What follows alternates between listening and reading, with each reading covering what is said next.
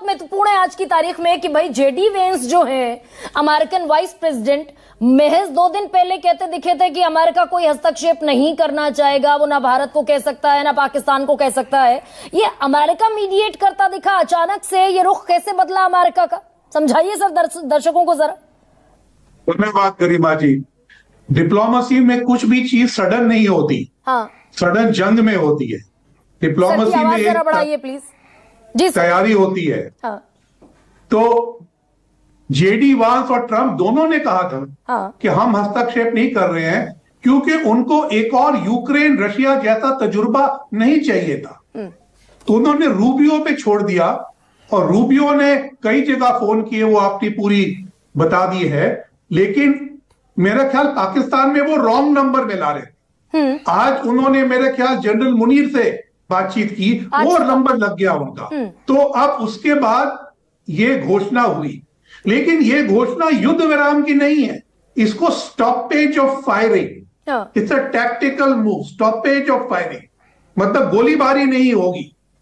और 12 तारीख को जब डीजीएमओ फिर बातचीत करेंगे, उस समय रिव्यू किया जाएगा कि हम आगे करें। नहीं सर, ये जो बेसिक सवाल था सर कि 2 दिन पहले, मात्र 2 दिन पहले अगर अमेरिकन प्रेसिडेंट ये कहते दिखे, अमेरिकन वाइस प्रेसिडेंट ये कहते दिखे कि भाई हम हस्तक्षेप नहीं करेंगे, हम मीडिएट नहीं करेंगे, हम इंटरवीन भी नहीं करेंगे, तो अचानक से ये अमेरिका का स्टैंड बदलना, इसे डिनोट कीजिए ना सर, इसे इलाबोरेट कीजिए थोड़ा। ये स्टैंड नहीं बदला है। हाँ। ये स्टैंड नहीं बदला है। अमेरिका कोशिश कर रहा था, सऊदी अरेबिया कोशिश कर रहा था। हाँ। 2-2.5 दिन से ये बातें चल रही थी, क्योंकि शुरू में जब ऑपरेशन सिंदूर हुआ तो इंडिया ने कहा ये नॉन एस्केलेटरी है, हम एक बारी करेंगे टेररिस्ट इंफ्रास्ट्रक्चर पे हमला, उसके बाद हम चुप बैठेंगे। ये पाकिस्तान ने बात बढ़ाई, उस बात को बढ़ाना था, इसलिए पहला कॉल पाकिस्तान के डीजीओ से आया।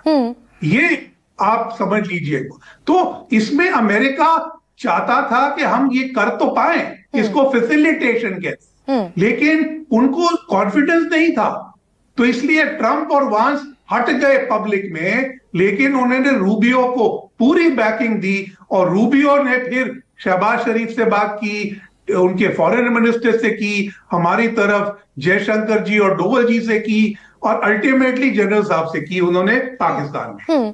तो इससे वो पूरा ढांचा एक बना है, लेकिन इसमें 2 चीजें महत्वपूर्ण है। पाकिस्तान को कहा गया था अगर ये आप मानने को तैयार नहीं है तो आईएमएफ में आपका अप्रूवल नहीं होगा। तो आईएमएफ में जब अप्रूवल हो गया तो मेरे को तो लगा ये अब कुछ होने वाला है। दूसरा, जब हमारा स्टेटमेंट आ जाया कि अगर कोई आतंकवाद की घटना दोबारा होती है तो ये जंग का ऐलान होगा, ये हमारी पहली नीति से अलग स्टेटमेंट है। तो ये एक रेड लाइन लगा दी गई है इस समय के स्टॉपेज ऑफ फायरिंग की। Thank you sir. लेकिन ये बेसिकली मैं जिस फोन कॉल का जिक्र कर रही हूं, मार्को रूबियो ने बहुत सारे लोगों को फोन किया, इंक्लूडिंग आईएसआई के डीजी, आर्मी का चीफ जो है पाकिस्तान का आसिम मुनीर, उनको भी फोन किया। यानी कि यहां पर ये अमेरिका भी जान रहा है कि भारत की फौज का दखल कितना है भारत के पॉलिटिकल स्टैब्लिशमेंट में, और पॉलिटिकल स्टैब्लिशमेंट तब तक आगे नहीं बढ़ सकता जब तक पाकिस्तान की फौज को एक तरीके से भरोसे में ना लिया जाए और उनसे बात ना हो। बिल्कुल दुरुस्त कह रही हैं आप। अमेरिका ने समझ लिया कि बार बार शहबाज शरीफ या उनके फॉरेन मिनिस्टर को फोन करना का कोई मतलब नहीं है, आपको आसिम मुनीर से बात करनी पड़ेगी। और यह भी याद रखिए कि जो रूबियो हैं वो इस समय सिर्फ सेक्रेटरी ऑफ स्टेट नहीं है, वो अमेरिका के एनएसए भी हैं, तो उनके पास डबल रिस्पॉन्सिबिलिटी थी। और लोग पहले समझते थे कि रूबियो बड़ा वीक आदमी है, लेकिन इस बारी उसने परसिस्टेंट डिप्लोमेसी के थ्रू इस नतीजे पे पहुंच पाए। इसमें अपर हैंड सर किसका देख रहे हैं आप? क्योंकि हम तो हमेशा कहते हैं कि हम किसी की मध्यस्थता स्वीकार नहीं करते, कोई मीडिएटर हमें ना हमारे लिए जरूरी है और ना हम स्वीकार करते हैं उसको। इसमें अपर हैंड किसका? जरूरी नहीं है, लेकिन भारत और पाकिस्तान की जो कूटनीतिक संपर्क है इस समय वो सबसे लोएस्ट लेवल पे है। आपस में तो हम बात ही नहीं कर रहे, सिर्फ डीजीएमओ की हॉटलाइन चलती है। और जो डीजीएमओ की हॉटलाइन है वो ऑपरेशनल पर्पस के लिए है, नेगोशिएशन के लिए नहीं है।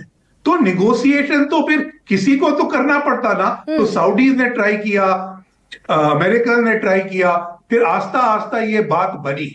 और ये बात बनी क्योंकि पिछले 2 दिन में पाकिस्तान के हमले विफल रहे और हमारे हमलों में काफी क्षमता थी। तो पाकिस्तान ने समझ लिया कि जंग की तरफ इस समय बढ़ना उनकी देश के लिए हानिकारक हो सकता है। एब्सोल्युटली। मेरे साथ लेफ्टिनेंट जनरल